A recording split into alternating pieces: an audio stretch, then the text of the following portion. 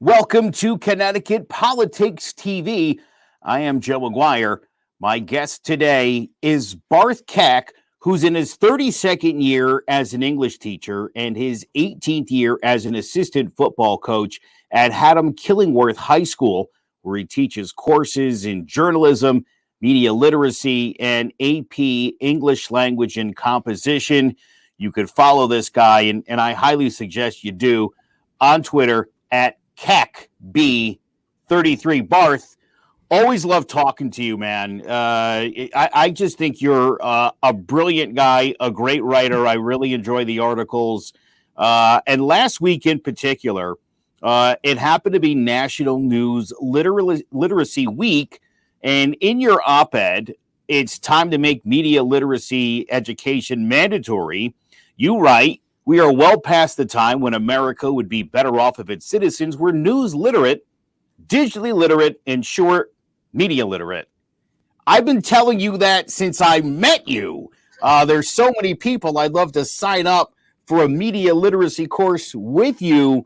Thank you for finally writing that article. Everybody's got to get in on this because things are getting worse. Absolutely. I've actually been shouting from the mountaintops for probably, 7-8 years now since I started writing for CT News Junkie. And I've been teaching the course since the mid 90s. So yeah, I'm kind of, you don't have to convince me. So I find, and when I first reached out to you, the biggest issue in my life was my mother. My mother has said to me over the last 5 or 6 years now, I just don't know which sources to trust. How do I know if the news is real or fake or if this is an opinion piece? And Barth, my usual suggestion to her is if an article makes your blood boil, you're probably reading some sort of biased piece. True. I mean, that's probably number one red flag. We talk about red flags when you're reading an article, and you should pay attention first of all. And if you get that gut feeling that there's something amiss, then there very well might be something amiss, and that's when you have to start questioning and taking action and doing your due diligence when it comes to being media literate. So I mean that starts with fact checking and doing what we call lateral reading, checking to see what else is out there. If other sources that you consider credible, that you have trusted in the past, if other sources corroborate, if they back up what you're reading. But you're right. That's probably flag number one. Red flag number one is this just doesn't seem right for some reason. And then it might not be. So check it out. I know you're aware of Pizzagate. For anybody who isn't, there was some allegations that Hillary Clinton and John Podesta were running a human trafficking operation out of a pizza parlor. And some poor soul who heard this stuff, clearly his blood was boiling. He went to that pizza place. He was looking for the basement. He was going to go shoot it up and free all those kids, only to find out that place doesn't have a basement and they're not trafficking humans at all there. So to me, that's just like such a perfect example of kind of where things can go wrong. We'll talk about January 6th. I think that's another one of those things where I kind of feel bad for the people who got involved because clearly they read something, blood started boiling, and they thought, no one's going to do anything about it. I'll do something. That's problematic. Absolutely. Right. I mean, I actually wrote an op-ed, I don't know, maybe about 4 or 5 months ago now, regarding the situation when Ron DeSantis sent a number of refugees up to Martha's Vineyard. And I was alerted to the reaction by a Facebook friend who lives in Texas, who, they have their own issues and problems with, the immigrants at the border. And what he was reading was that people in Martha's Vineyard there's a so-called sanctuary state, and they just push these people away. And so I was like, that's actually not what I read about it. So I did my due diligence, and I read about a variety of sources what actually took place. And I started to see some information in very partisan websites, language that was repeated again and again. That's another sign right there. You see language, loaded language that's repeated. These are people that they take this language and they create the narrative. And I wrote the article about this, basically saying that this is a case study in how a true story can get bent out of shape. And when it's pushed repeatedly from one particular narrative, that people start believing it. And, again, the response to that is, well, how do you know that your narrative isn't false? And it really does go back to what I said before: lateral reading and credible news sources. And there's ways that you can determine what's credible and what's not. And there is something known as truth. I mean, people talk about our post-truth world where truth doesn't matter anymore, but there's still, at least I'd like to believe, that there is something known as truth, and facts support that truth. And if you really do enough digging, you can actually find the facts. So long story short, I communicated with my Facebook friend and said, well, wait a minute, this is what I found. And the sad part about it is he was, no, that's not what I found. Therefore, I'm right and you're wrong. And that's kind of where we are right now. You can fact check. And I mean, they talk about the boomerang effect where, people are actually, if you fact check and you show them this information, their heels are so dug in that they'll just double down and say, nope, you're wrong. You're actually proving to me that, you're not going to believe my side of the story. And that's a problem. That's really what I think that's the primary challenge right now in getting people to understand what media literacy is all about. Some months ago, Paul Pelosi, Nancy Pelosi's husband, was attacked at their home in San Francisco. Almost immediately came suggestions from some dubious sources that this was a gay relationship, that Paul knew the guy, that they had been friends, and no less than Donald Trump Jr. and Elon Musk both tweeted that information out, never really retracted it. We eventually found out that that source was not true. I still, from time to time, see that story creep up. I see some of the fake pictures that are meant to kind of throw you for a loop as to what was really going on there. Again, just another really good example of what we see in politics today. Right. We have a term for that. It's called a zombie lie, where something is proven false as a lie, but it keeps coming back to life. If things kind of go away long enough, then they can reemerge, and people can then retweet them or they can repost them, and all of a sudden they kind of gain a new life, much like a zombie. So that's absolutely a problem as well. And I think one of the other things is, we have something called the illusory truth effect, where if you repeat something enough and you repeat something enough, people then start to believe it. And it's kind of, that's how gaslighting works, right? Where you try to tell somebody who is, they understand the truth, but then you start repeating these doubtful kind of ideas, and they start believing, they start questioning themselves. So when you have these people that tweet this unsubstantiated and then eventually disproven information, but yet they don't take it back, they got to move on to the next thing. And that thing might come back again anyway. It's this feedback loop. It's very hard to get control of. So Connecticut created the Digital Citizenship, Internet Safety, and Media Literacy Advisory Council back in 2017 to study this particular issue. January 2020, they submitted an 18-page document with some guidelines. COVID-19 showed up. And so media literacy and this whole issue kind of got pushed away. But you had mentioned there's another epidemic that's caused unease in America, the infodemic, as you put it, that ignited the January 6th Capitol riot. Right. That unfortunately, the timing of that council by the Department of Education was not fortuitous, because it ran as soon as their report came out. 6 weeks later, schools were closed down. All the focus was on COVID and the pandemic.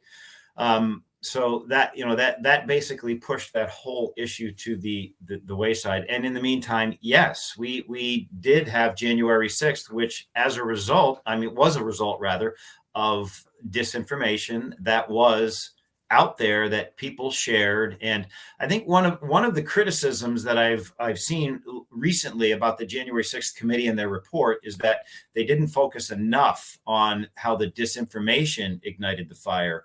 There's a little bit, maybe too much focus on Trump, and that indeed, was part of what they tried to prove. But the other side of it, he wasn't the only one. There was a lot of deep state information that people were sharing that created this, yes, infodemic that, as you said, people felt, what, this is something we can do something about this. And there was nobody there that could quell that. And, that became the problem, that infodemic largely resulted, into the January 6th insurrection. Again, it's one of those false narratives, but a lot of the times over the last 2 years, what I heard from a lot of people is, I'll care about January 6th when they start prosecuting the riots from the summer of 2020. And so I did my due diligence. I looked that up, and nearly 700 people have been arrested in connection with the riots of 2020, including the guy that burned down that police substation. And now we've seen, I think roughly 1,000 people arrested in the January 6th thing. So again, it's this one thing, but not the other. The false narrative. I think that's another big one.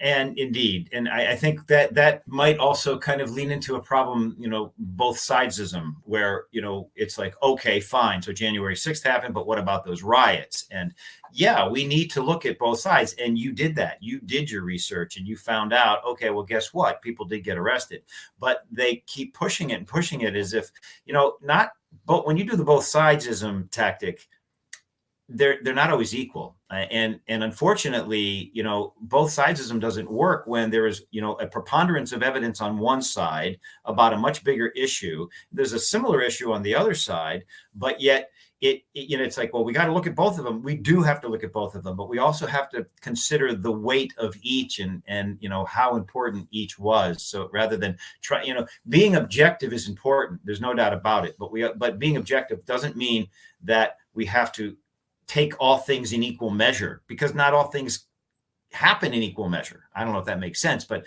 both sidesism is kind of a way that I think a lot of newspaper organizations or news outlets kind of they report the news and they say, well, we got to get a comment from this side, we have to get a comment from that side, and therefore we're being fair. Well, you're being fair, but are you really balanced? That is a delicate nuance between both sidesism and balance.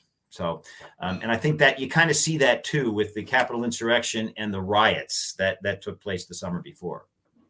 Well, here's another great example, and I've chastised people on the right the last couple of weeks who are just up in arms about all these classified documents that Joe Biden has. I feel like if you took Joe Biden by his ankles and shook him, classified documents would fall out. And I say, if you weren't upset about the raid at Mar-a-Lago, shut your mouth right now, because you don't care about classified documents. Right. That's a perfect example of both sides of it. So, okay, well, fine. You raided Mar-a-Lago, but what about Biden? Okay, well, there are nuances, there are differences. Number one, Biden didn't resist; they were turned over voluntarily, these classified documents. And the other, I think what we end up missing here is part of the bigger story, which, this is a problem, whether it's the Republican president or the Democratic president that has classified documents in his possession. It's like, well, how did they get there? Do we have a problem with our classified document system to begin with? And it just becomes this us versus them narrative, rather than looking at the bigger picture of, maybe there's a problem here, since it happens to both candidates or both sides, that we should really take a look at. And, I talk in my media literacy class about nuance. You have to look at the nuance and the finer points of the stories. And when it just all boils down to us versus them, nuance is lost. And I think that's a case kind of with the classified document story as well.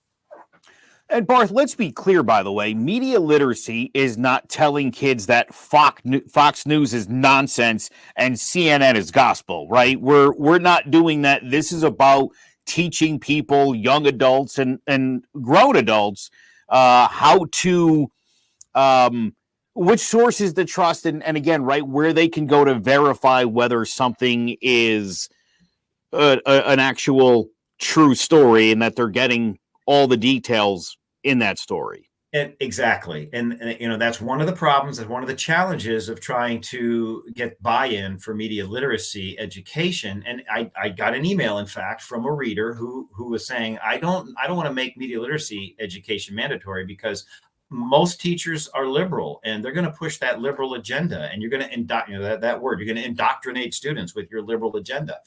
And I did respond to him. And my response, first of all, was to talk about the New Jersey law, which has made K through 12 education and media literacy mandatory. A quote directly from a Republican legislator who said, this isn't about teachers telling kids what to believe and not to believe, what is right and what is wrong. It's about getting kids to use their critical thinking skills to look at the facts and make decisions for themselves. And as I responded to this reader, essentially my point was, if I have an ideology at all that I push in my class, it has always been the ideology of critical thinking. And I've written about this in the past as well. And I take my job very seriously as a professional educator, that if I'm in class, I need to be as neutral as possible and just get kids to think for themselves, to use their research skills to find evidence and facts that support what, you know, the different sides of the story, and come to their own decisions. That's absolutely what media literacy is all about. It's not about me pushing a liberal agenda at all. And, you know, I think one of the things I do, one of the resources I use in class is called polleverywhere.com. And what it is, it's an online poll where it's live and kids can use their phones, and I can post a question up on my smartboard and kids automatically will respond to that. And after one of my units, I remember specifically this one, after the Obama-Romney election of 2012, I asked them expressly, who do you think Mr. Keck voted for? You know, because I wanted to see if I came across as unbalanced. And it was like 25 students, and 13 of them thought I voted for Romney, 12 thought I voted for Obama. And I'm like, bam. I mean, there it is right there. You know, you have to stick to the facts, and that's what media literacy is all about. So yeah, it's kind of hard to convince people of that, but that's absolutely what media literacy is all about. My mom asked me this question, and I'd like you to answer it. Are we supposed to fact check everything? And how do we know which fact checker to trust? Okay, well, that's a great question. I mean, I think it might go back to your original point when your mother, you should, number one, fact something that doesn't feel right. You feel like there's a red flag, or you noticed something in the story, whether it's loaded language, or you notice something about the website. There might be a clue about the website that it's partisan, whether it's just the way it's laid out, if it's not edited, if it has all kinds of spelling errors, if there's a preponderance of advertising. There's ways that you can look at you know, that source to determine whether I should trust this source or not. Should you fact check everything? No. But if you have a gut feeling that I want to be sure about this, you should fact check it. And how do you know if it's a reliable source? Well, there are tools out there, one of which my favorite is called MediaBiasFactCheck.org. And it's a privately run site that essentially you type in any news source and it will tell you the political orientation, and it will tell you the reporting and whether it leans left or leans right, or it can go all the way to extreme left or extreme right, based upon the stories that it covers, the types of language it uses. And then the other part is the fact-based reporting. How good is the fact-based reporting, which can go anywhere from conspiracy theory, tinfoil hat, to balanced evidence-based reporting, which is very strong. And that's a source that you can very quickly, if you haven't seen this source before, and I tell kids the same thing, type in CNN, type in Fox News and just see what this source comes up with, and you will see that CNN leans left, Fox News leans right, and it's a very neutral kind of source, mediabiasfactcheck.org, that will tell you this is a source that you can trust, or it's a source that you should just stay away from. So I think part of media literacy is also making people aware of the tools that are available. There's all kinds of sources out there, allsides.com. People complain about snopes.com. Is that because that's run by, and what I say is, if you see a snopes.com story, number one, see how many sources it uses, see where it gets its sources, because you can fact check them just like you fact check anybody else. Now, you don't want to drive yourself crazy. That's the problem. It takes time to do this. And I want to be able to read my news and not have to spend half the time, checking to see if it's true or not. That's one of the problems too that we're in right now. There's so much information out there. It's kind of hard to wade through, but there are sources that are resources that you can use that can tell you which sources that you can trust and not. And after a while, if you're someone like yourself or me, you kind of know those sources off the top of your head then, because you're aware of the variety that are out there and which way they might lean or how they might report. So that's how I would answer your mother. I don't know that she'd be happy with that answer, because she wouldn't. It's a lot of work. but I remember. Yeah, I remember a couple of years ago, my mom came at me with, I think George Soros owns Snopes.com. And I actually went to Snopes to disprove that, because then it's something that they had covered. And in fact, no, George Soros doesn't own Snopes. Yeah, exactly. I mean, and if you don't want to go to Snopes to check on Snopes, if you just Google, fact check George Soros Snopes, I would bet that you might get a fact check, because a lot of the major news organizations that we can trust, like Reuters or Associated Press, USA Today, they also have fact checking services as well. So, you can find it relatively quickly if once you get into the groove. That's part of teaching. You want to try to acclimate people to the resources that are available and get them to be able to use them as effectively and efficiently as possible. One of the other things I find interesting is, there's been a lot of talk, and it happened a lot in Connecticut, this liberal agenda, obviously the law down in Florida where, known as Don't Say Gay. I find it interesting that there's all these accusations by the right that the left is trying to indoctrinate children. And I always point out there's a reason that we get kids into religion, into that conservative lifestyle when they're young, right? That's where kids are most impressionable. If you start out already believing something to be true, if you already believe in God, if you believe Jesus is the Savior, that goes a long way towards what you're going to believe for most of the rest of your life. Now, again, there's plenty of people who, are able to get out of that. But once you're already in a cycle and you already believe something to be true, especially something that's hard to prove, like God or the existence of Jesus, and that's the thought you go into stuff with, it becomes very hard to see evidence to the contrary. So there's a reason why, again, I think that the right suggests that the left is trying to, start these kids young. And there's a reason why, when it comes to religion, we start kids very young in that. Well, that's true. And I guess my response to that would basically be, that's why we need to start media literacy education in elementary school. This is a problem with public school. Not a problem. It's a challenge with public schools, because we understand that kids and families, they come from a variety of religions and a variety of belief systems, and we have to respect all of them. And it kind of goes back to the so I can respect the fact that you are a Jew, you're a Muslim, you're a Christian. I don't even care about that, in as much as I don't want to know who. I just see you as a student. And so I'm going to approach this from an educational, cognitive, a thinking standpoint, where let's learn about how we can find facts and find if things are true. And it's tough sometimes because yes, the religions are the belief systems are ingrained at a very early age, and kids are gonna they should believe their parents first and foremost. And I don't want to teach kids not to believe what their parents teach them. That's not what I'm about. That's not what media literacy is about. So it's a challenge. It's absolutely a challenge.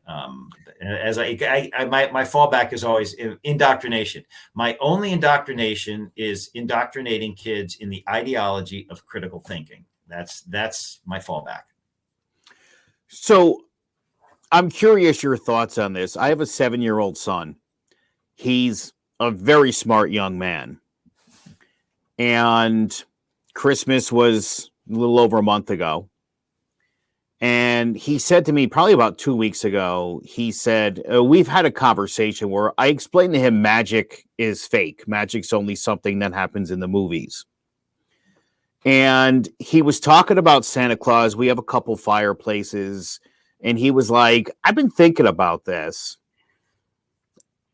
Santa Claus uses magic to fly the reindeer and then to come down that chimney. He's like, I'm starting to wonder if this maybe isn't true. And I said, well, what did I tell you about magic? And he said, you said magic's not real. I said, well, there you go. I go, what do you think is really going on? And he said, I think the presents I got from Santa Claus came from you and Mom. Now, I have 4 children, and I've made it a point I don't lie to my children. And I explained to my son that for some reason, we as a collective society have decided if your kid's under 12, it is okay, even when they crack the code, right? They use the critical thinking skills you're talking about. And they're like, wait a minute, I figured this out. There is no Santa Claus. You bought those presents. How many parents look that kid dead square in the eyes and say, oh no, Santa Claus is real and he's going to be very upset to hear you say that? Or they have that stupid elf on a shelf where, kids are to be under the impression that they're being surveilled 24/7. And if they don't act right, Santa Claus is going to know about it. I find that to be the most disingenuous thing. And I said to my son, I don't know why we as a society decided that was the thing. And he looked at me and he said, Dad, thank you for not lying to me. Yeah, well, I don't know.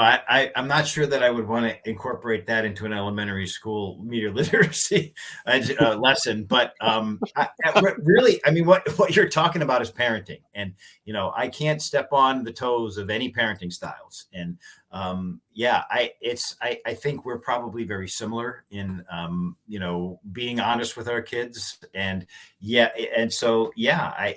first and foremost, the most important thing for you and for me as a dad is to be honest and to just teach your kids to think. And I mean, this is maybe related, but when my son was little, he's now 31 years old. I have 2 sons and a younger daughter, but my son, when my one son was 31 years old, we used to watch The Simpsons together. Now this is going back, that's when The Simpsons was good. Okay.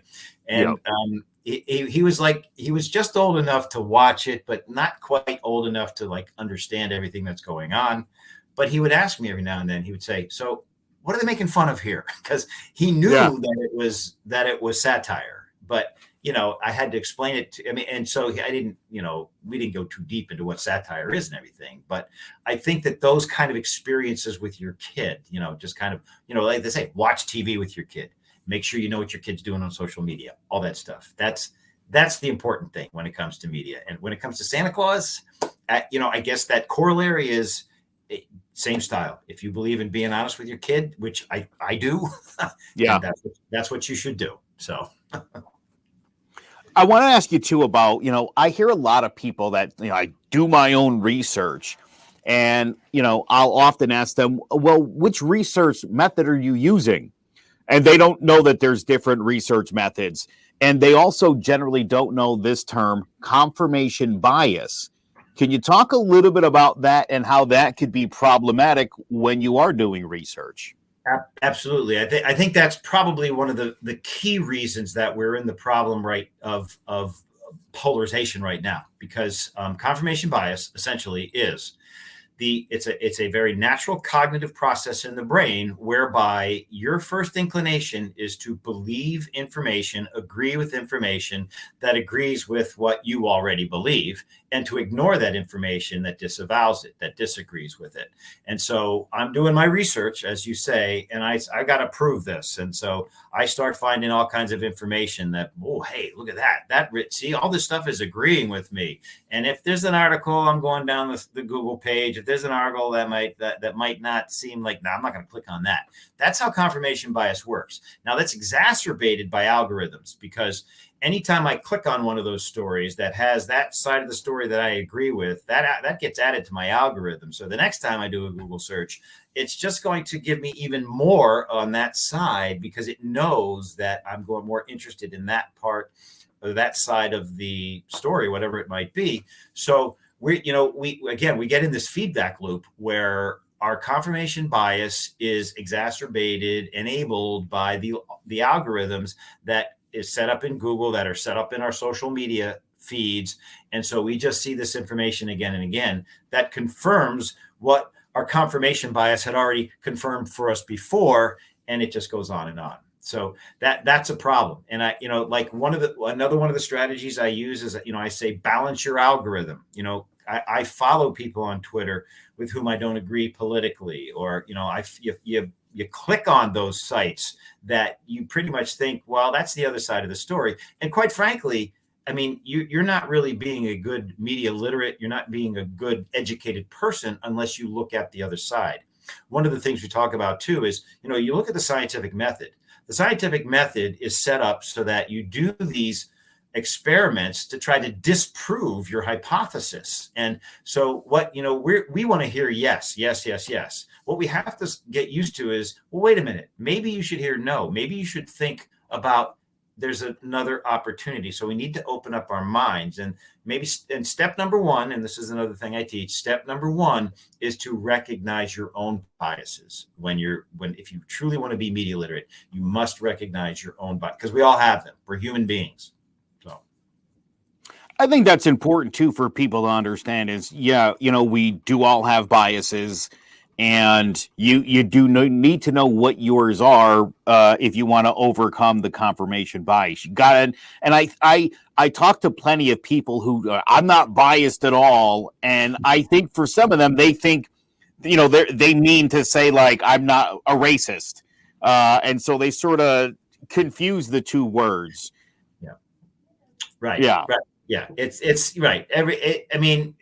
We just need to be honest with ourselves. I mean, and unfortunately, it's a lot easier nowadays to not be honest with ourselves, because we get pushed into these echo chambers where everybody else agrees with us, and so it's like, oh, okay, I guess I am right. And again, that illusory truth effect, where you have all these other people telling you that, well, you are right. It makes you believe that you are right, and so it's kind of hard to get out of that pattern.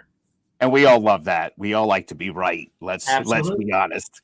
Absolutely. You also you wrote another article earlier in the month of January. Your word of the year for 2023, and we'll get to that word in a minute, because you mentioned Oxford Dictionaries had chosen goblin mode. Collins Dictionaries chose permacrisis as their word of the year, meaning an extended period of instability or insecurity. Gaslighting, I think, actually was right. Merriam-Webster's word of the year, 1,740% increase in the use of that word. You mentioned gaslighting a little bit earlier. It's a driver of disorientation and mistrust, the act or practice of grossly misleading someone, especially for one's own advantage. You have a word for 2023. I'd like you to say it, explain it, and you have a connection with the word to the Baltimore Orioles. So maybe you could kind of get into that a little bit.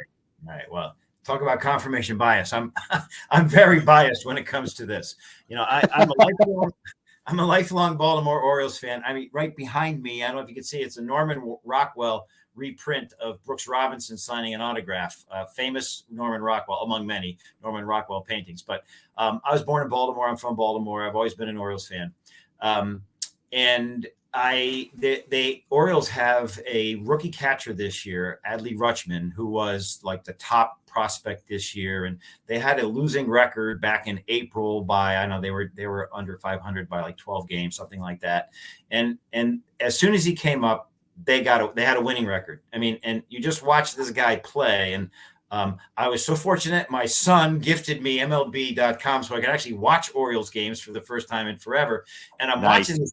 Yeah, it was great. I was watching. I love my sons and my daughter. I was watching Adley Rutschman, and he just had this charisma about him. You know, it's just the way that he caught behind the plate, but fundamentally sound, but also very enthusiastic. And he had this habit after games of, you know, if the Orioles won and they got the last out, he would run out to the mound and hug the pitcher. I mean, it was just kind of like natural, organic joy. And so I read this article about him where one of his coaches back when he was in high school explained the concept of mudita, which is, it comes from Buddhist ideology, where it basically means you take pleasure in someone else's good fortune, where you see someone else who does well and you congratulate them, you enjoy that just because you love to see that they're doing well. And I thought, man, do we need more mudita right now?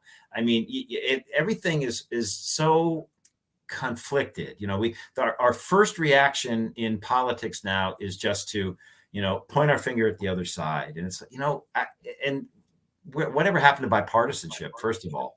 But I would, you know, I just kind of felt like, you know, Adley Rutschman, man, he's the guy that we should emulate. He's the guy that, you know, even if they're our quote unquote enemy or political enemy, you know, our opponent, you know, we need to embrace them if they're doing well, because, I mean, why bother living if you can't, you know, enjoy everyone's good fortune when they happen to have good fortune. So that word, because it was tied to the Orioles and Adley Rutschman, it just kind of resonated with me, and I couldn't stay away from it for my word of the year. So that's why I picked it.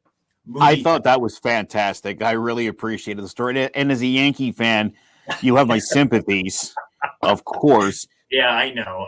Well, let me tell you, I've been in Connecticut pretty much since 1980 when I went to college.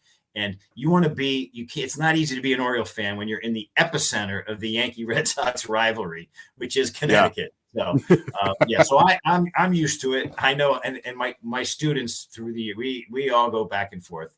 Every now and then there's an Orioles fan among them, but they're few and far between around here. So, but anyway, go Yankees. Okay, I'll give you a little. I mean, if you guys win, I'll mudita.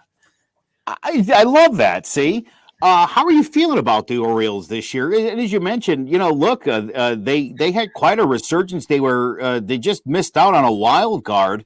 You got to be feeling a little optimistic about your Orioles moving forward. Absolutely. I have to add this too. I mean, part of the story that I mentioned is that I taught with a man named Ryan Fuller, who was an assistant baseball coach, previously played at UConn and was drafted, played one season in the minors for the Arizona Diamondbacks. He was an assistant baseball coach, started his own hitting school, and he gained massive popularity online, and he had all kinds of clients. He got hired by the Orioles as a minor league hitting coach. And within 2 years, he was on the bench as the co-hitting coach for the Baltimore Orioles, the big team. Okay. So I went down. He basically, I got to see the Yankees play the Orioles down at Camden Yards in the middle of the summer. Orioles beat them one game. And anyway, so I have this connection right now. And so number one, because I got a great rooting interest now. I have a friend who's actually a coach for the Baltimore Orioles, and I get a little bit of inside information every now and then, you know. Oh, very cool. Yeah, it's absolutely cool. Like every now and then he'll text, and you know, there's another my colleagues at school. The three of us kind of text back and forth. It is very cool. So I'm able to follow them a little more closely than I could before. I'm feeling better about them. I think there's two issues about the offseason that are a little problematic. One is that they didn't pick up quite as much in terms of pitching as they could have. and their ownership is there. There's a current strife within the family that owns the Orioles, and one side is suing the other side, and they have not re-upped on the lease on Camden Yards, which runs out at the end of this year. And if you go on Twitter, you see all this talk about, are you still going to be an Orioles fan if the Orioles leave Baltimore? It's like, oh my God. I mean, I don't want to think about that.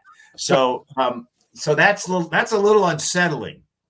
That said, yes, last year was a great surprise, and we'll see if they can repeat. I mean, they were just, I think, 3 games within the wild card at the end of the season last year. Yeah. So we'll see. By the way, Camden Yards is a beautiful, beautiful field. One of the best in baseball. I had a chance to go down there and watch the Yankees and Orioles play some years ago, and very impressed. It is great, and I mean, it would be an absolute crime if the Orioles left Baltimore for that reason alone. I mean, that was the first of the retro ballparks back in, I think, '93 is when it opened. So yeah, it's absolutely, it's a wonderful way to, if you have a chance to go down for a weekend, it's absolutely a wonderful way to if you're a baseball fan. And there's other attractions right there in the Inner Harbor in Baltimore that are well worth it. So. Our mission here at Connecticut Politics TV is bringing people together from all sides to get people talking again. It's a big thing for us, and I've got quite a great relationship now with State Senate Majority Leader Bob Duff, who's another big presence on Twitter. And I often hear people suggest that Bob Duff is a dumb person. And I've heard that so much from different people, and I'm like, really? Because the guy strikes me as very intelligent. He really knows his stuff. And as I went through his Twitter feed a few weeks ago, I saw some of that same language, and it occurred to me what they were actually saying. And the reason they're insulting his intelligence or doubting his intelligence is because they disagree with the things that he tweets. And a lot of it is national stuff. He's just in the past week, Bob Duff introduced a bill that would prevent anybody, insurrectionists from January 6th or going forward. If you try to overthrow the United States government, you can't hold political office in Connecticut. And I thought to myself, unless you have some feelings about January 6th, that should be a bill that you should get behind. So again, I think that just sort of feeds into what we're talking about here, where I don't like this politician. He's an idiot because he doesn't agree with everything I think. Well, exactly. That's an unfortunate product of social media, where everything gets personalized. And number one, because Twitter especially enables you to interact directly with these, national figures, or in Bob Duff's case, he's, a statewide figure who has, pretty big standing in the state. You think that you are talking directly to him, and that's your platform. And so I can go out and I can really make an impact. And the other part about it too is you can do it because you don't have to do it face to face. And that, that's always been a problem with social media, where even, and a lot of people on Twitter, they still hide behind, they don't use their real names. They hide behind these labels that they can do it anonymously. And, quite for my money, that's pretty cowardly. If you're going to criticize somebody, number one, you should own up to it and, put your name out there. But number two, you should criticize the substance. I mean, we always talk about this, in media literacy, the ad hominem fallacy. It's, because I don't like you, I'm not going to like your policy. And it's like, that's just faulty thinking, plain and simple. And that really is enabled by social media in a lot of ways. And that's, unfortunately, you see that a lot at the national level, where anytime, the president says something, who's a Democrat, you're going to have certain Republicans that just automatically denounce the president, not necessarily even his policy, just kind of, again, insult. And it happens both ways. So that's a very unfortunate, I think, product of social media. And Again, it's certainly not media literate. We're not looking at the policies. In fact, I would say that a lot of this is performative. A lot of what politicians do now, they do it for a performance that's going to get a reaction that's going to draw more support from their base, rather than it being good public policy. I could go down a laundry list of examples, which I don't want to right now, but so yeah, that's unfortunate. Is we insult the person rather than get into a discussion, as you suggest, with someone whose policies we might not agree with, but at least we're discussing policies and we're not insulting personalities. That just doesn't get anything done. So it seems like where we are right now as a country, where we're arguing over M&Ms. Right? Like, things have taken a terrible twist, where even the most basic, to me, it seems like everything now comes down to politics. Everything becomes a political issue. And I guess the question I want to ask you is, do you see I think this country is more divided than it's ever been, at least in my lifetime. And I'm not sure where the way back is, how we get back on track in this country. Again, I think outside of media literacy being mandatory education, I don't know how we're ever all going to get on the same page again. That's the $64 million question. I don't know either. And it's very hard to be optimistic because of all of this. And I think part of it might be if we could get off social media every now and then, at least not depend on it as much. It's a blessing and a curse. It really is. And I one of the other teachers in the building asked me how I get all my information about media literacy. And I said, I get it. Honestly, I think